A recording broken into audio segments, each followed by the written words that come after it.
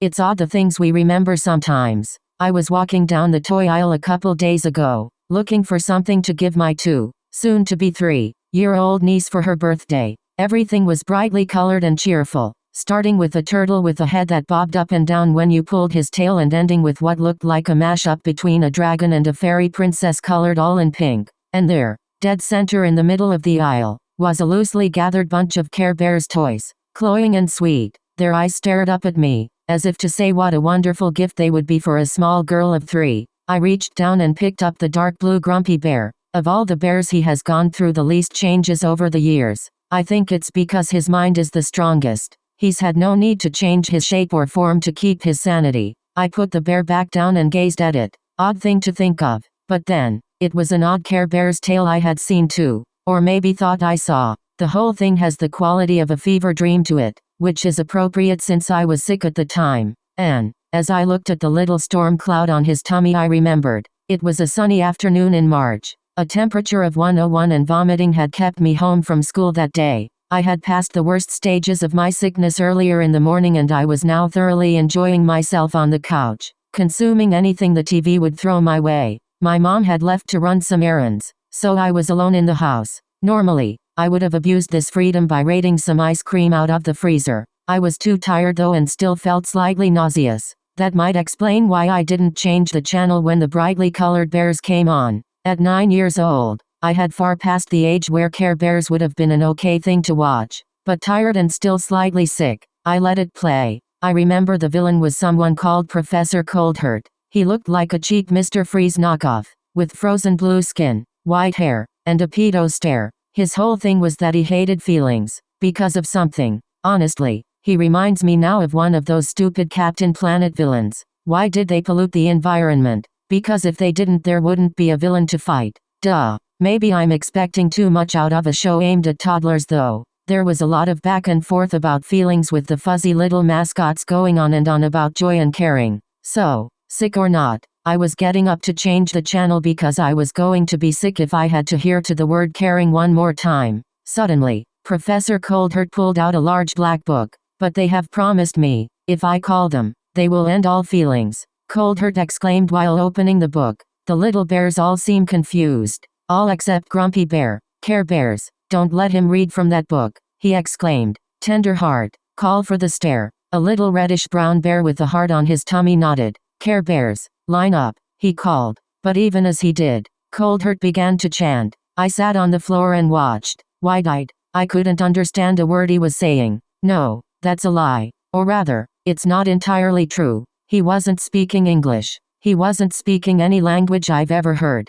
But my mind was forming pictures, and they weren't happy. They involved large black masses that ate the stars and writhing and squirming things long enough to wrap around the world. Tenderheart faltered, with a hand to his head, and the other bears quickly followed suit. They lie in wait for the stars, I heard Tenderheart mutter. A cavernous portal opened behind Coldheart, and he giggled, a giggle full of madness and no glee. Grumpy Bear stood up and stared at it in horror. Shadowy things that flickered on the edge of vision began to appear on the screen, coming from the opening. Looking back, it was some fantastic animation. I haven't seen its like since. The shadowy things were reaching forward for the bears. Grumpy Bear's tummy glowed and he summoned forth several thunder clouds. He used them to set up a protective barrier for the bears, lightning arcing from them and sizzling the shadowy things as they closed in. It wasn't going to be enough though, and although I would have been ashamed to admit, my little 9-year-old self was kind of scared. The shadowy things bore a very strange resemblance to the things flicking through my own head now.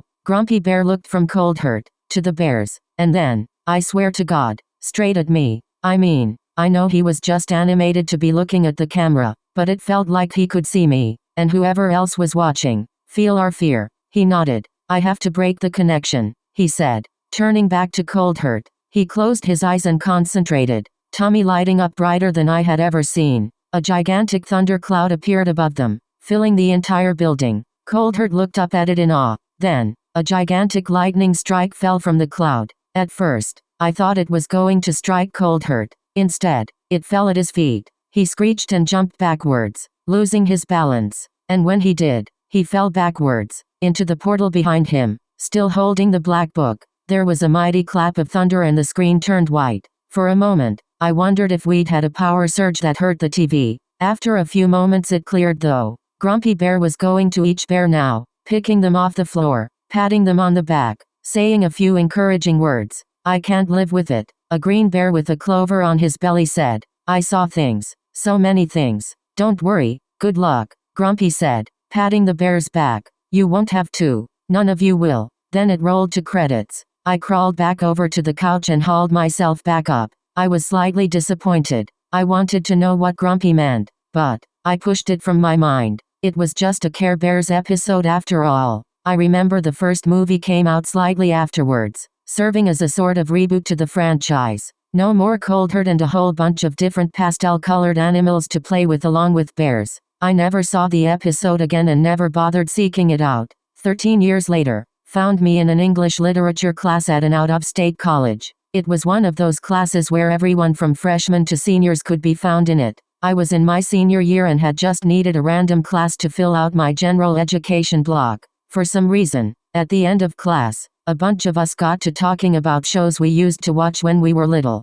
The subject eventually turned to the Care Bears. Why no, I saw the strangest episode when I was 9, I said. I quickly outlined the dramatics with Cold Herd and the book. Everyone stared at me like I had gone off my gourd. Are you sure you just didn't hallucinate it? A guy to my right we called the Patster said. Wait, he's right, a blonde freshman named Callie exclaimed. But it wasn't Cold Herd, it was No Heart. Who the heck is No Heart? I asked, turning to her. He's the main villain from the Nirvana series, the one that came after the DIC episodes. He had a black book like you said, and all the bears seemed confused except Grumpy. He was flipping out. Also, No Heart called all his shadowy monster things the young ones. She laughed. I don't know how it ended. It actually scared me enough I changed the channel. She shook her head. It was Care Bears, though. So how bad could it have been? She became thoughtful for a second. It was near the end of the Nirvana run though. Might have even been the last episode. Yeah,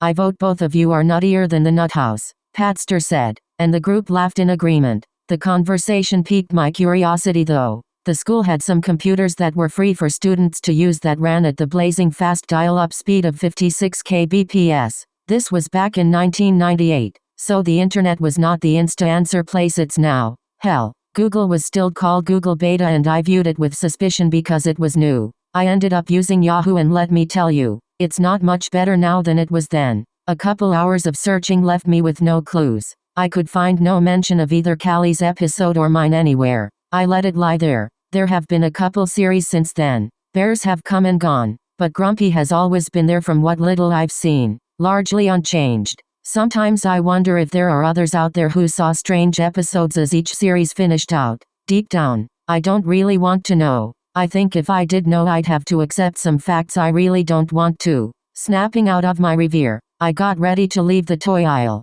I turned back one last time to look at the bears, and then, almost on impulse, I reached down and picked up the Grumpy Bear. Perhaps I owed him that much, and perhaps there were worse things that could snuggle next to my niece as she slept.